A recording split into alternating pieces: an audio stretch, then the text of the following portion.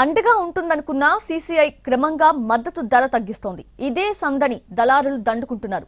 నాణ్యత పేరుతో ధరలో అడ్డగోలుగా కోత విధిస్తున్నారు.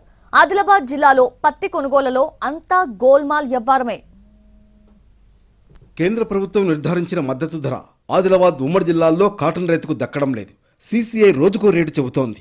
తేమ పేరుతో క్వింటాకు 50 రూపాయల కోత పెడుతున్నారనే ఆరోపణలు వస్తున్నాయి. దీంతో రైతులు రోజుకో చోట ఆందోళనకు దిగుతున్నారు.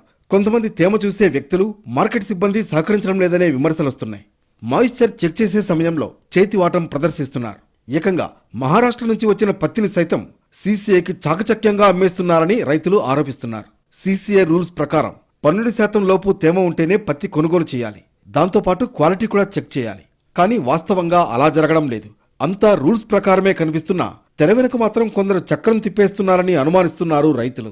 ఆదిలాబాద్ ఉమ్మడి జిల్లాలో జరిగే సీసీఐ కొనుగోళ్లపై విజిలెన్స్ విచారణ చేపడితే అక్రమాల పుట్ట కదిలే అవకాశం లేకపోలేదని చెబుతున్నారు. రైతులు తెచ్చే పత్తి మీద 1.25 లక్ష కొర్రీలు పెట్టే సిబ్బంది, వ్యాపారుల వాహనాలు వస్తే మాత్రం గుడ్డిగా 8% తేమ ఉందని రాస్తున్నారనే ఆరోపణలు వినిపిస్తున్నాయి. వారి మధ్య లోపాయకారి ఒప్పందం వల్లనే అలా చేస్తున్నారని రైతులంటున్నారు.